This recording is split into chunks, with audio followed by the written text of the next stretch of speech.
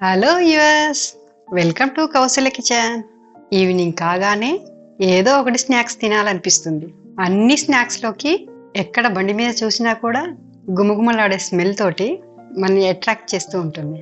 అదే onion pakodi. Onion pakodi తిన్న తర్వాత దాంతోపాటు ఒక చాయ్ కొడితే ఆ రోజు పడ్డ కష్టమంతా ఆవిరైపోతుంది. కాబట్టి స్కూల్ నుంచి వచ్చే పిల్లలకైనా, ఆఫీస్ నుంచి వచ్చే హస్బెండ్కైనా ఇలా చేసి పెడితే వాళ్ళు రిలాక్స్ అయ్యి మీకు కాంప్లిమెంట్ ఇస్తారు. ఈరోజు సాయంత్రం ఈ యొక్క వేడివేడి పకోడీ ట్రై చేయండి. అయితే అంతకు ముందుగా అందరు చేసే పకోడీలా కాకుండా ఈ పకోడీని వెరైటీగా ఎలా తయారు చేసుకోవాలో తెలుసుకుందాం. ఇక స్టార్ట్ చేసేద్దామా? పకోడీ తయారు చేయడానికి నేను కొలతలు చెప్తాను, ఎగ్జాక్ట్ గా ఇది ఫాలో అవ్వండి. మొదటిగా ఈ క్రిస్పీ ఆనియన్ పకోడీ తయారు చేయడానికి 1/2 కిలో శనగపిండి, 1/2 పావు బియ్యం పిండి. నేను ఈ రెండింటిని కలిపి మిల్ పట్టించాను. ఇది ఒక 1/2 కిలో ఉంటుంది.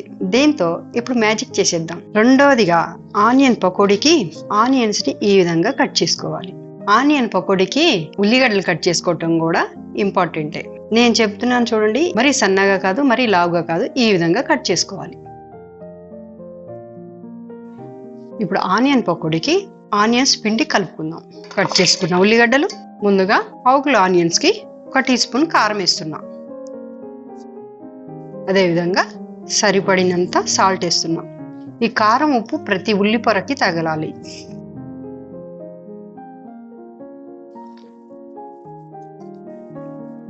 ఇలా కలుపుకున్న తర్వాత మంచి మసాలా ఫ్లేవర్ కోసం 1 టీ స్పూన్ ధనియాల పౌడర్ వేసుకుందాం.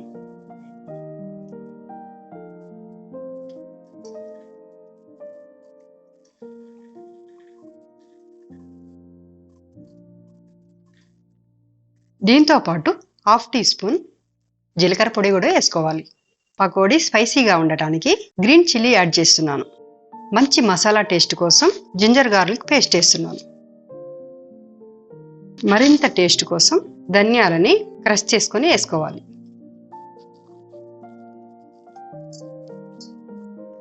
ఈ విధంగా ఈ ధనియాలు పకోడీ తిన్నప్పుడు మధ్య మధ్యలో పంటి కింద పడుతూ ఉంటే ఆ టేస్టే వేరు. ఇలా మసాలాతో పాటు ఆనియన్స్ రెడీగా ఉన్నాయి. కొంచెం కొంచెంగా పిండి వేసుకుంటూ కలుపుకోవాలి.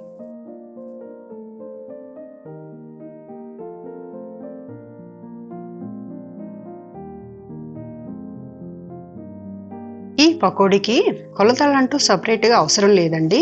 ఆనియన్స్ పిండికి ముద్దగా కాకుండా, ఇటు పొడిగా కాకుండా సమానంగా కలిసిపోతే అదే కన్సిస్టెన్సీ. అప్పుడు వస్తుంది పకోడీ క్రిస్పీగా.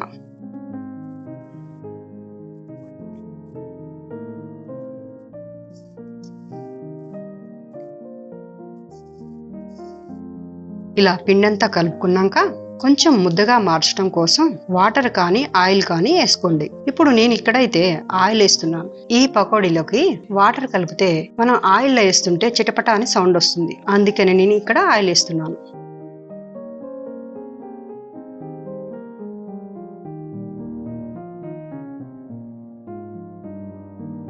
ఇలా ఆయిల్ వేసిన తర్వాత మొత్తం అంతా ఒకసారి కలుపుకోవాలి.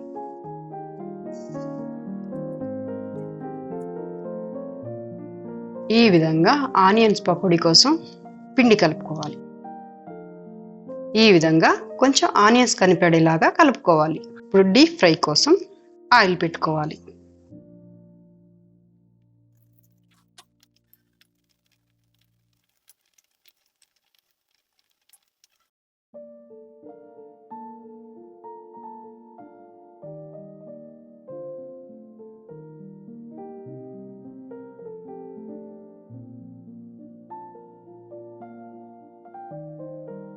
లైట్గా కాలిన తర్వాతకి ఒకసారి ఈ విధంగా కదుపుకోవాలి. వేయగానే కదపకూడదు, ఆ పిండి అనేది గరిటెకి అంటుతుంది.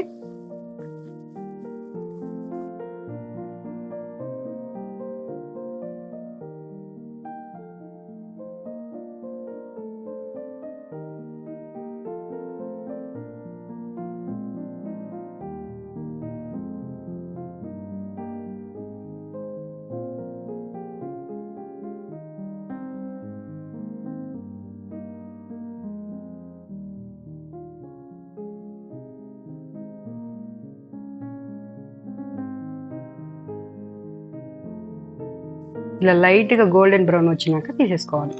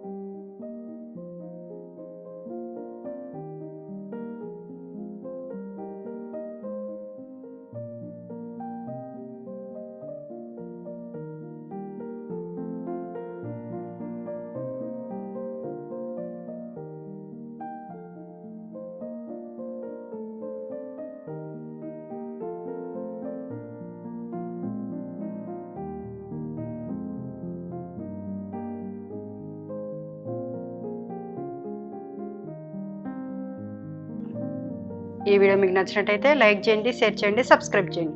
Thank you for watching.